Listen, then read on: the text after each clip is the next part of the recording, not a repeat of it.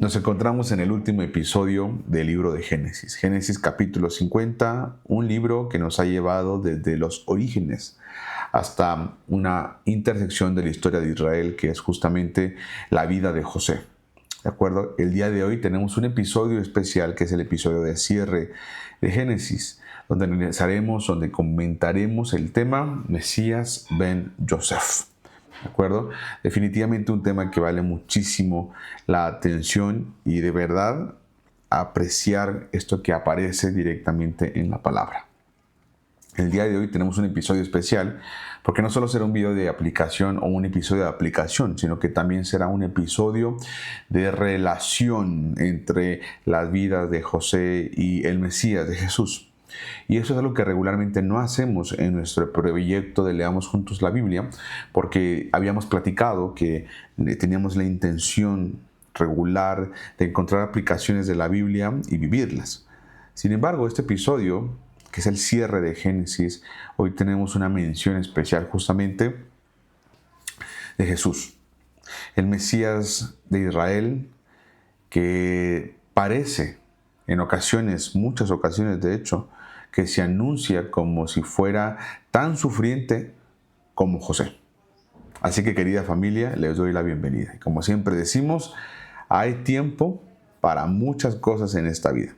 Regularmente tenemos tiempo para bastantes acciones, tenemos tiempo para todo, tiempo para reír, tiempo para llorar, pero hoy es tiempo de que leamos la Biblia. Génesis capítulo 50. Entonces se echó José sobre el rostro de su padre y lloró sobre él y lo besó. Y mandó José a sus siervos, dice, los médicos que embalsamasen a su padre. Y los médicos embalsamaron a Israel y le cumplieron 40 días, porque así cumplían los días de los embalsamados, y lo lloraron los egipcios 70 días. Escucha esto, le cumplieron 40 días y después lo lloraron los egipcios 70 días. Su funeral fue un funeral de verdad importantísimo. 40 días y aún así 70 días los egipcios. ¿Te das cuenta de la influencia que tuvo Jacob en la vida de los egipcios? Tanto que pues hasta incluso pues se nota que los egipcios pues lamentaron la pérdida física de la vida de Jacob. Después de que pasaron estos días de luto, ya había pasado todos estos días, dice, habló José a los de la casa de Faraón, diciendo, José a los de la casa de Faraón, o sea, a los cortesanos y demás, y les dice, si he hallado ahora gracia en vuestros ojos, os ruego que habléis en oídos del Faraón, que vayan y le digan al Faraón, dice, diciendo, mi padre me hizo jurar diciendo, he aquí que voy a morir. Intenta José prácticamente acercarse con los cortesanos para contarles todo lo que el papá le había pedido que sucediera. Y sigue diciendo, mi padre me hizo jurar diciendo, he aquí voy a morir. Dice, en el sepulcro que cavé para mí en la tierra de Canaán, ahí me sepultarás. Ruego pues que vaya yo ahora y sepulte a mi padre y volveré. Y Faraón dijo, ve, así tal cual, el Faraón dice, ve y sepulta a tu padre, como él te hizo jurar. Entonces José subió para sepultar a su padre, y subieron con él todos los siervos de Faraón, y los ancianos de la casa. Imagínate nada más, o sea, todavía al entierro, al sepulcro, dice que fueron con José los siervos del Faraón, dice, los ancianos de su casa, de la casa de José, dice, y sus hermanos y la casa de su padre. Dice, solamente dejaron en la tierra de Gosén, donde vivían, dice, sus niños y sus ovejas y sus vacas. Subieron también con él carros y gente de a caballo. Y se hizo un escuadrón muy grande. ¿Cómo no? Si mira toda la gente que estaba yendo, ¿no? Dice, se hizo un escuadrón muy grande. Dice, y llegaron hasta la era de Atad, que está al otro lado del Jordán. Y endecharon allí con grande y muy triste lamentación. Y José hizo a su padre duelo todavía por 7 días. Dice, y viendo los moradores de la tierra, los cananeos que vivían ahí, dice, el llanto en la era de Atad, dijeron, llanto grande es este de los egipcios. Por eso fue llamado su nombre Abel Mizraim, que está al otro lado del Jordán. Y justamente estas palabras Abel Mizraim significan literalmente el llanto de los egipcios. Dice, hicieron pues sus hijos con él según les había mandado. Pues lo llevaron a sus hijos a la tierra de Canaán, dice, y lo sepultaron en la cueva del campo de Macpela. Dice, la que había comprado Abraham con el mismo campo. Dice, para heredad de sepultura. ¿Se acuerdan que esto lo había comprado Abraham y que lo pagó a precio y todo? O sea, de verdad esto le seguía perteneciendo a Abraham. Dice, por heredad de sepultura de Efrón, lo compró de Efrón, el Eteo, al oriente de Mamre.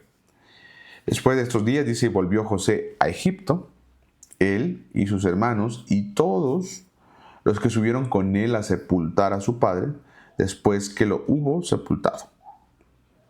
Versículo 15 dice, viendo los hijos de José, que su padre era muerto, o sea, los hermanos de José, dijeron, quizá nos aborrecerá, nos odiará José, y nos dará el pago de todo el mal que le hicimos. O sea, ahora sí ya se va a vengar. Y enviaron a decir a José, y fíjense lo que dicen los hermanos de José a José. Te ruego, o sea, diciendo, fíjate, dice, no va a regresar, dice, y enviaron a decir a José, tu padre mandó antes de su muerte, diciendo, así diréis a José, te ruego que perdones ahora la maldad de tus hermanos y su pecado, porque mal te trataron, por tanto, ahora te rogamos que perdones la maldad de los siervos del Dios de tu padre. O sea, le estaban diciendo, papá dijo que nos perdonaras, así que te pedimos nosotros que nos perdones, por favor, o sea, ya, sí, o sea, sí, en serio, sí, perdónanos. Dice, y José lloró mientras hablaban, o sea, José estaba llorando y decía, no puedo creer lo que me están diciendo. Y ellos hablaban y José lloraba y dice, y vinieron también sus hermanos y se postraron delante de él y dijeron, henos aquí, o sea, estamos aquí por siervos tuyos, tómanos por siervos. Dice, y le respondió José, y estas palabras de José son el cierre de su discurso que está escrito o relatado previo a la muerte de José. Y son palabras que demuestran el gran trabajo de años que hizo el Señor en la vida de José. Por favor, no se pierdan este carácter detrás de estas palabras. Dice, y le respondió José, no temáis. ¿Acaso estoy yo en lugar de Dios? O sea, ¿acaso yo soy Dios? Y le dice, vosotros pensaron mal contra mí. Dice, mas Dios lo encaminó a bien. Ustedes pensaron mal contra mí, pero el Señor lo encaminó para bien. Dice, para hacer lo que vemos hoy. O sea, todo esto pasó para que suceda todo esto que vemos ahora. Y le dice más adelante, para mantener en vida a mucho pueblo. Todo eso que ustedes me hicieron fue para mantener en vida a mucho pueblo. Dice, ahora pues, no tengáis miedo. Yo os sustentaré a vosotros y a vuestros hijos. Así los consoló y les habló al corazón. Imagínense nada más esto. Tenemos temor de que si José nos va a querer matar, que si sí nos va a matar, que si se va a vengar, ahora con todo lo que nosotros hicimos. Y les dice, nada que ver, no sé qué están pensando, yo no soy Dios para juzgarlo, al contrario, el Señor permitió todo eso, ¿para qué? Para sustentarlos a ustedes y a sus hijos, y dice literalmente, para mantener en vida, dice en esta sección, en vida a mucho pueblo. ¿Qué les dice estas palabras de las cualidades de José? O sea, ¿qué les viene a la mente cuando lees esta forma de decir de José? para mí me demuestra que José está viviendo de verdad en una madurez que no existía, pero que existió. Una madurez que se generó. Una madurez evidente que José está logrando dar a conocer, dar a entender, ofrecer incluso. Imagínate cómo hay este conflicto y José convierte el conflicto en una oportunidad. Y esto, querida familia, es una cosa de verdad de mentes, no mentes brillantes, de grandes mentes, ¿sí? Aquí quiero hacer una conexión importante a un autor que hemos platicado que a mí me recuerda muchísimo a la vida de José. Y este autor, que ya hemos mencionado antes, se llama Viktor Frankl. Y Viktor Frankl, justamente, Frank y luego una L al final, Frankl.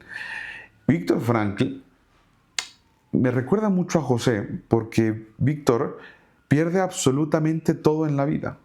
Lo envían a un campo de concentración como esclavo, tal cual, y rompen literalmente el libro de su vida,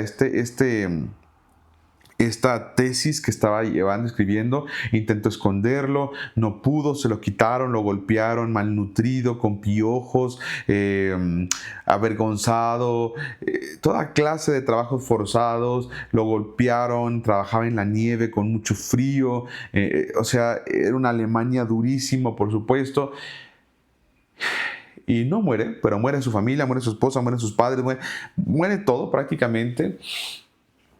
Y al final él decía, ¿para qué sirve todo ese sufrimiento? Algo debe significar, algo debe servir todo ese sufrimiento. Y esto es muy parecido a José, que sufría y que sufría y que sufría y que sufría. Y al final de cuentas, ves a José que dice, para mantener con vida a mucho pueblo. Todo lo que yo sufrí fue para mantener con vida a mucho pueblo. Y eso incluyendo también a ustedes y a sus hijos.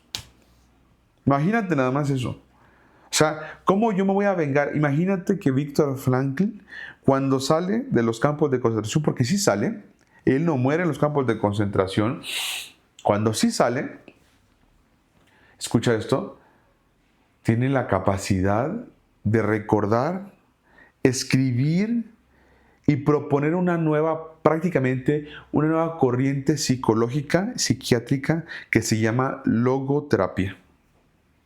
Así como existe el psicoanálisis y el Gestalt, por ejemplo, que son otro tipo de terapias, él forma una nueva forma de terapia que se llama logoterapia, que es esta forma de ver la vida todo a través de un sentido. Yo viviré en paz, en bendición, en proceso, en crecimiento si le encuentro sentido a la vida. Y si con el sentido de la vida tengo, aunque sea sufrimiento, dolor, abandono, muerte, enfermedad, humillación, lo que sea, maltrato, lo que sea, si yo tengo el sentido de mi vida, esto solamente va a ser un escalón más para continuar avanzando. Y decía, las personas que más difícil lo pasaban no eran las personas que más los golpeaban, eran las personas que encontraban sentido a la vida.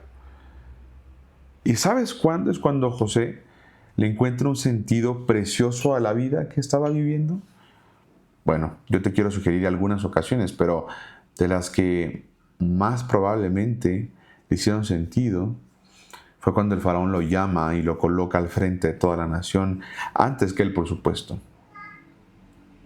O bueno, después del faraón. Y la segunda ocasión, que para mí sería la más fundamental, es cuando nace su primer hijo, Manasés.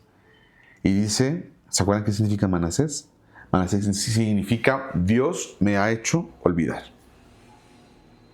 Dice, para mí, ya lo pasado, pasado.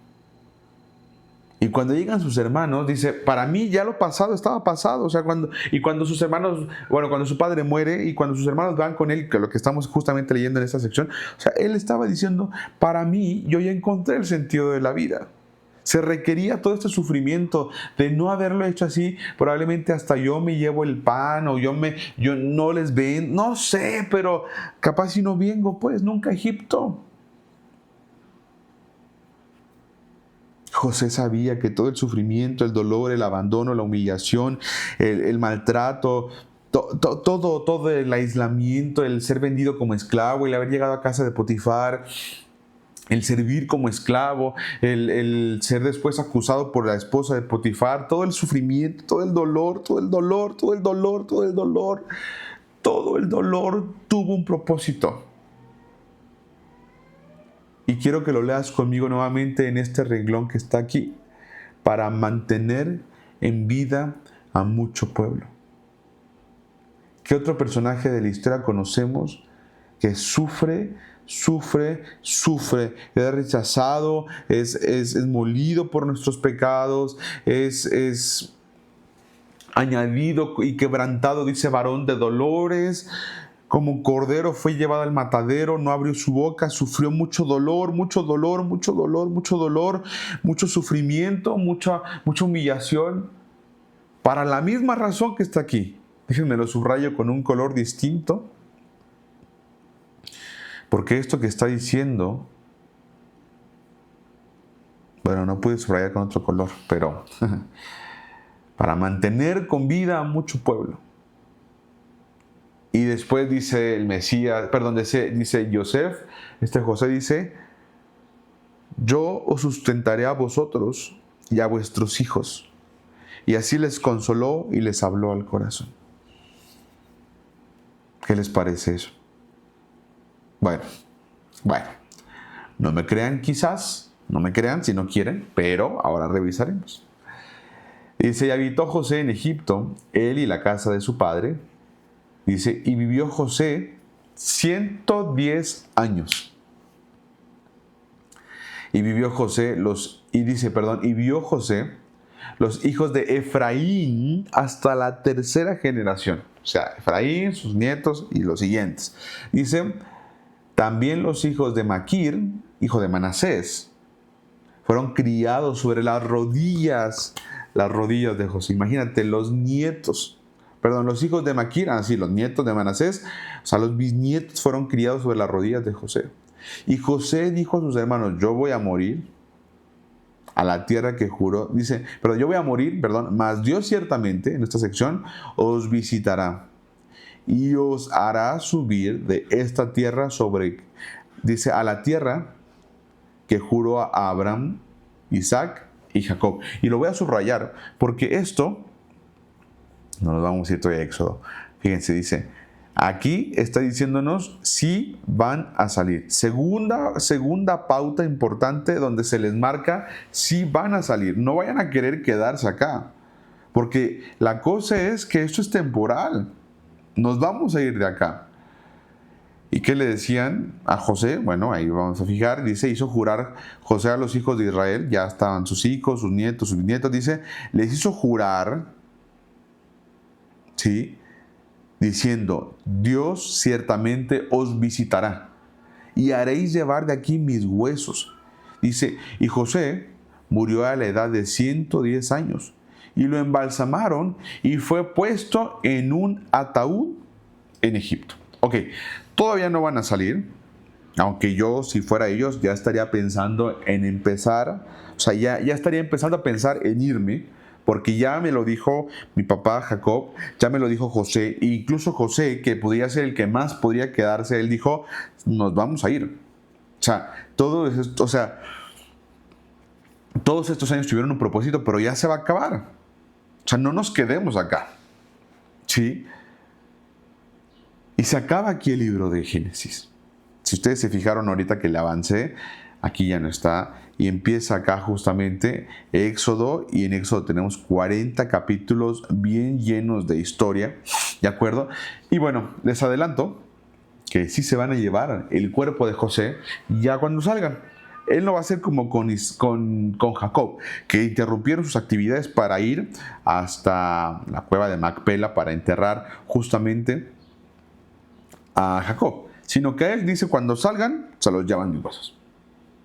Ahora, fíjense nada más cómo quiero que cerremos, cómo el Señor me mostraba que cerramos este episodio, que cierra, al final de cuentas, todo este capítulo.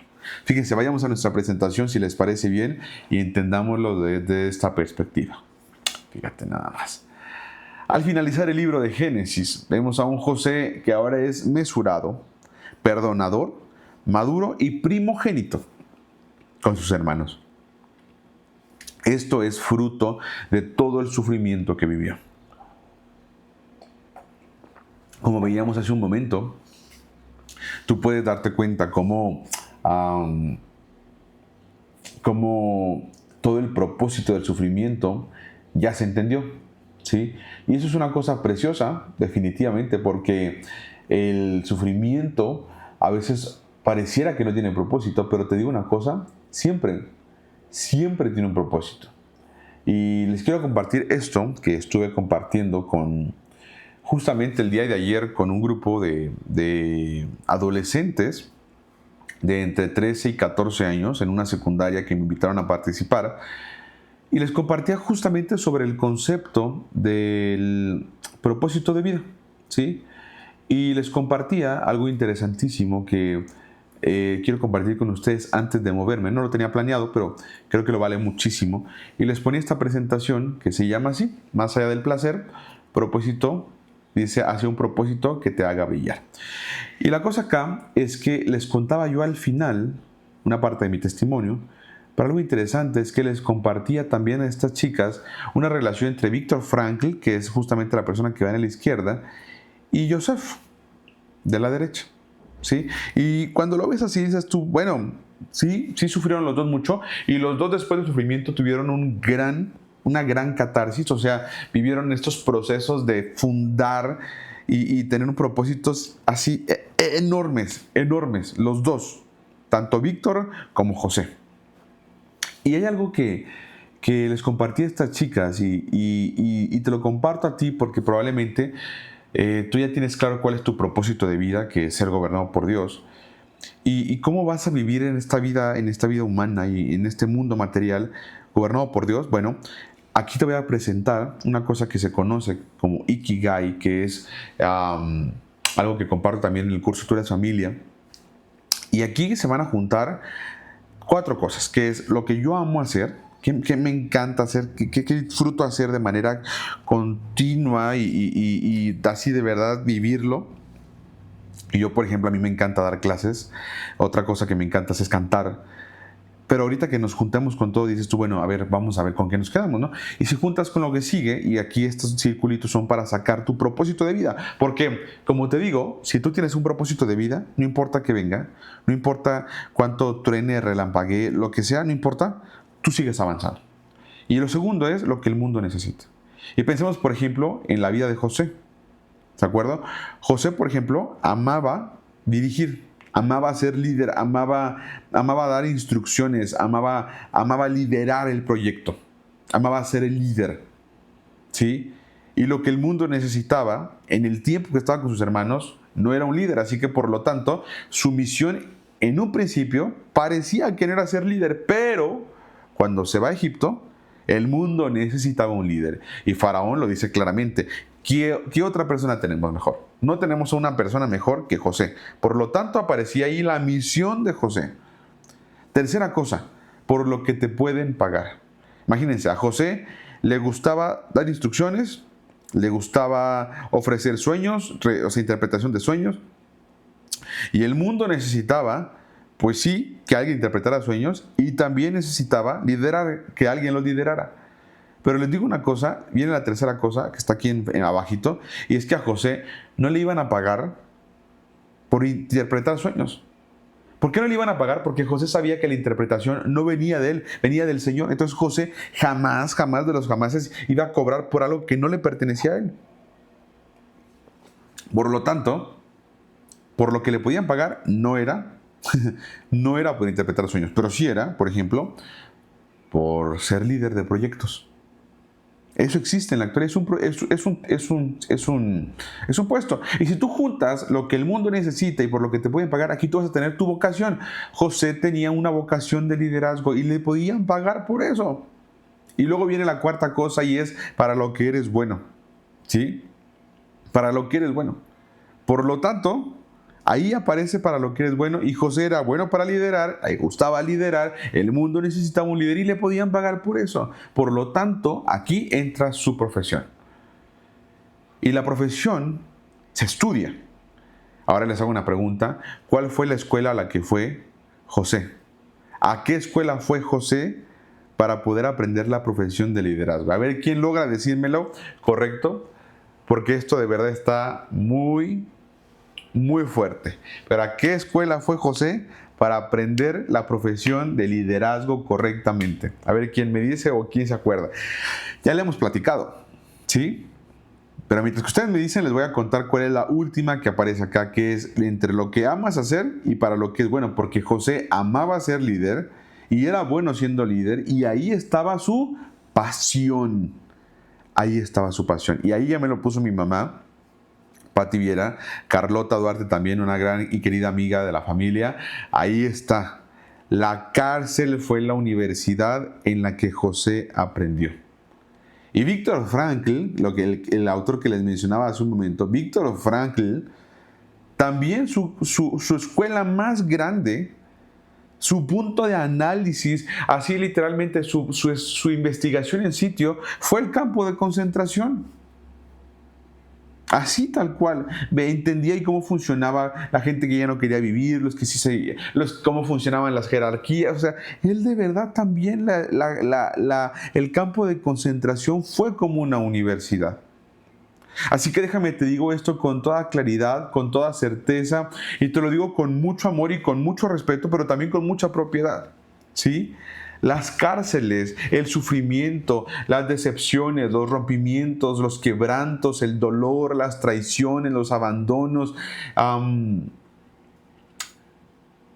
el que tu padre o el que tu madre te hayan dejado o que no te hayan visto, que no te amaron como hubieses querido, no te daban afecto como hubieses querido.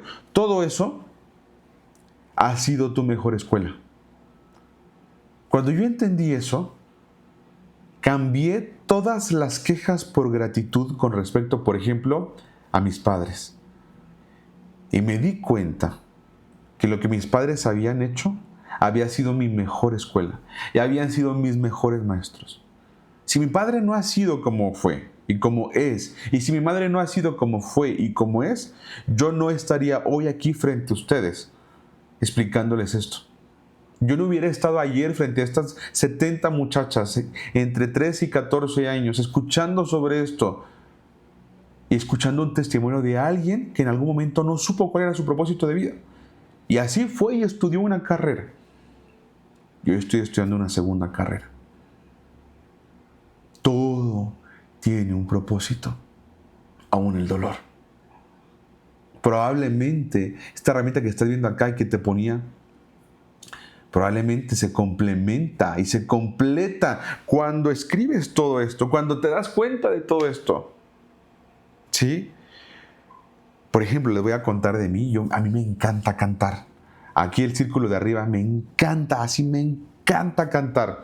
Puedo cantar por horas. Pero quizá de mí el mundo no necesita un cantante, de mí. Y para lo que me pueden pagar no es por cantar, sinceramente. Sí, pero soy bueno cantando y esa es una pasión.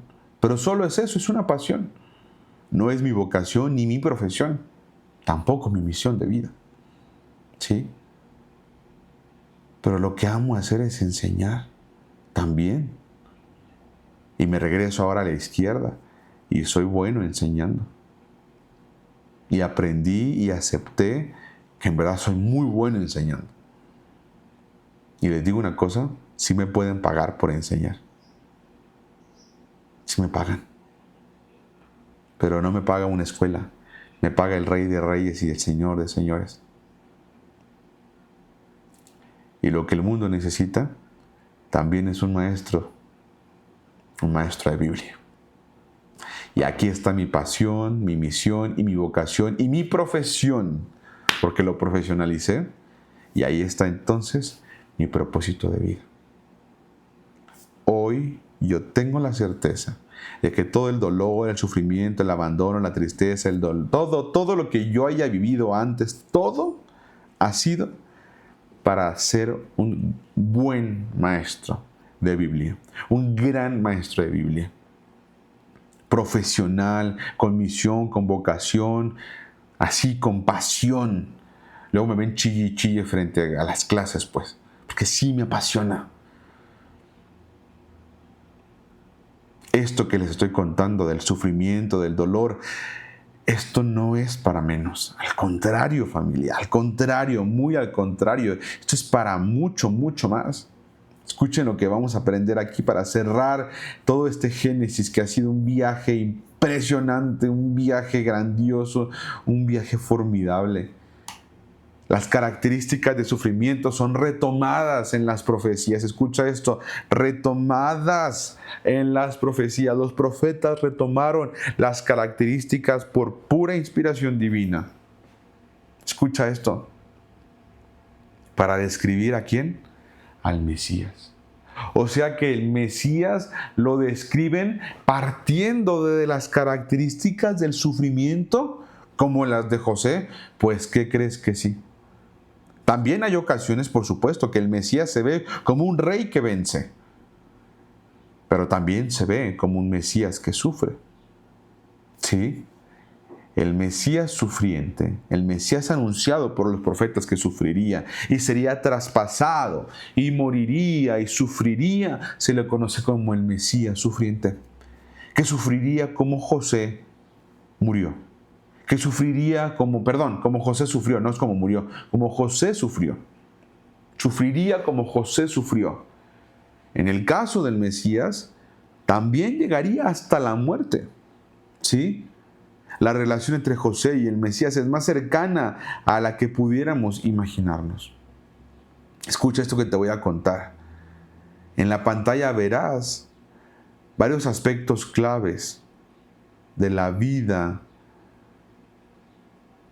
de José. Y te lo quiero compartir porque es una experiencia ultra preciosa.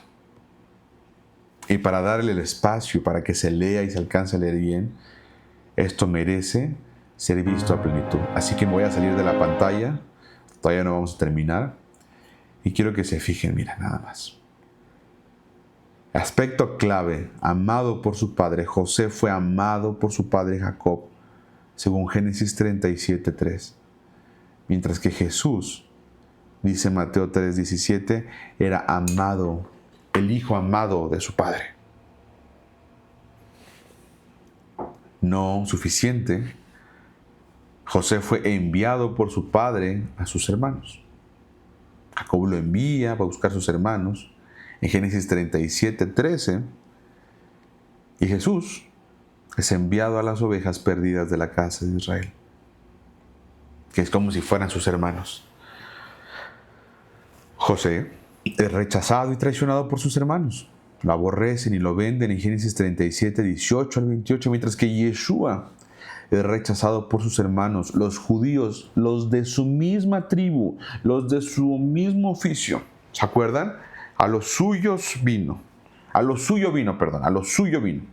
Y los suyos no le recibieron. A sus asuntos vino, pero los suyos no le recibieron. Y luego vemos, vendido por piezas de plata. José fue vendido por 20 piezas de plata, el salario o el precio de esclavo, mientras que Jesús, vendido por 30 piezas de plata. Seguramente la inflación hizo que los esclavos valieran más, pero ahí te das cuenta que también fue vendido por el precio de esclavo. Falsamente acusado por la esposa de Potifar, y Yeshua fue falsamente acusado por los líderes religiosos. Humillado antes de ser exaltado, bajó a la cárcel José antes de ser exaltado sobre Egipto. Bueno, Yeshua fue crucificado antes de resucitar y ser exaltado, según Filipenses 2:8-9. Y no solo eso, sino que también interpreta los sueños José en prisión y ante Faraón, mientras que Yeshua revela misterios del reino y el plan de Dios, según Mateo capítulo 13. ¿Qué les parecen estas comparaciones? José se convierte en el salvador de muchos, ¿se acuerdan? Proveyó gran y salvó a Egipto y a otras naciones. Y ahí lo vimos al final. Este fue el propósito. Y Yeshua murió para salvar al mundo. Juan 3:16. José provee pan en tiempo de hambre y Yeshua se llama a sí mismo el pan de vida. José, reconocido después por sus hermanos. Yeshua dice tal cual, es que me brinqué acá, espérenme, aquí estábamos, dice, perdona a quienes lo traicionaron, ya lo fue reconocido después por sus hermanos, ¿sí? Es que fíjense cómo está acá, miren, ahora sí, reconocido, aquí está. Sus hermanos no lo reconocen al principio, pero después lo reconocen, y Yeshua dice, los suyos no lo reconocieron al venir, ¿sí? Y esta parte me importa mucho porque ahorita mencionábamos este versículo de los suyos no lo recibieron. Y este versículo hace referencia también a cómo en un futuro habrá de ser reconocido, ¿sí? Este versículo dice Zacarías que los judíos y las naciones dirán, iremos detrás de él, de un judío, de Yeshua. Yeshua y José perdonan a quienes lo traicionaron. Los dos. En la cruz Yeshua oraba, perdónalos porque no saben lo que hacen. Y José decía, vosotros pensaron mal de mí, pero Dios lo encaminó para el bien. José es exaltado a la diestra del rey. Faraón lo pone como segundo al mando. Yeshua está sentado a la diestra del trono del Padre. En cuanto a José, su nombre es conocido en toda la tierra. Todo Egipto y otros pueblos sabían su nombre. Es que Jesús, su nombre es sobre todo nombre. A José hace que toda rodilla se doble ante él, en Génesis 42:6. Mientras que Yeshua, dice Filipenses 2:10, toda rodilla se doblará ante él. Prepara un lugar para su familia, lo hace José. ¿Sí? Les dio tierra, provisión y habitación. Mientras que Yeshua dice que fue a preparar lugar en la casa del Padre.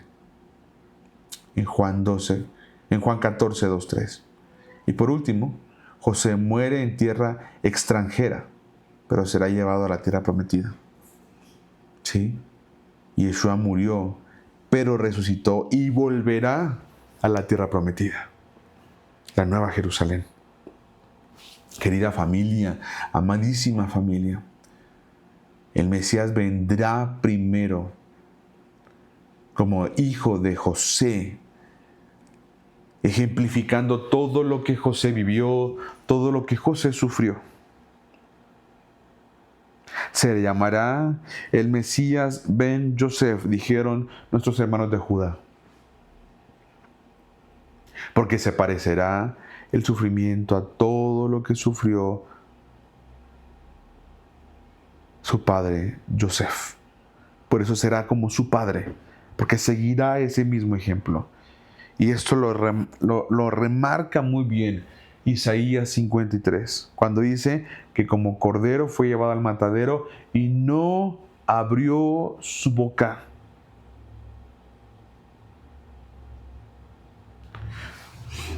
Luego resucitará para ser, dice, resucitará o será sucedido. O sea, este ejemplo del Mesías Ben Yosef será cambiado por el Mesías Ben David. Esa palabra Ben significa hijo. Ben Yosef, hijo de Yosef. Ben David significa hijo de David. ¿Por qué? Porque las profecías mencionan a un profeta, las profecías mencionan como profetas que vendría Yeshua, que vendría el Mesías, pero primero sufriría y después sería exaltado como rey. Y cuando te das cuenta de eso, te das cuenta que no son títulos, sino que son etapas. La primera etapa de revelación de ese Mesías hacia su pueblo sería como un Mesías sufriente. A la cruz. Pero la segunda etapa es y será como un Mesías, hijo de David, hijo de reyes, genealogía de reyes, linaje real, y volverá.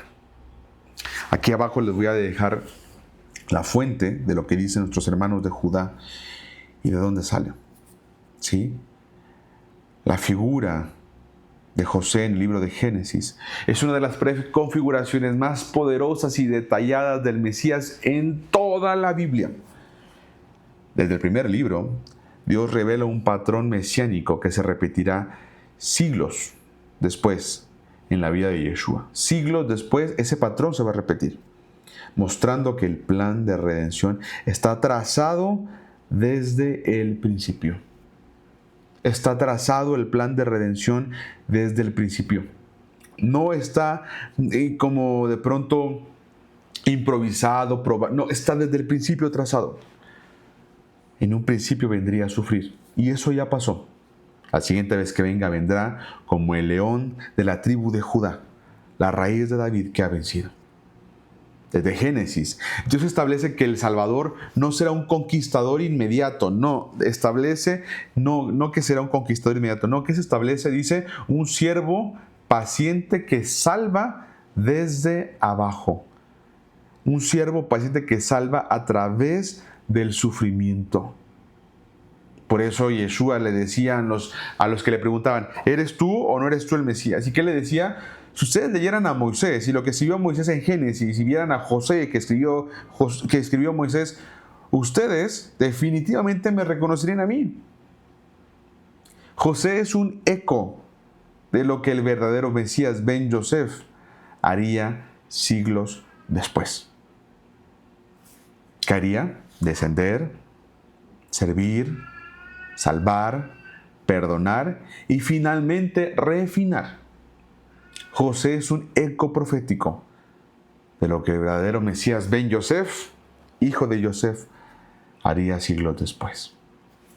Cuéntenme, querida familia, ¿qué les dice el Señor? ¿Qué les muestra el Señor con todo esto? Me gustaría mucho saber. Escriban aquí abajo en los comentarios qué les ha mostrado el Señor con este último episodio del libro de Génesis. Hasta aquí nuestra grabación del día de hoy.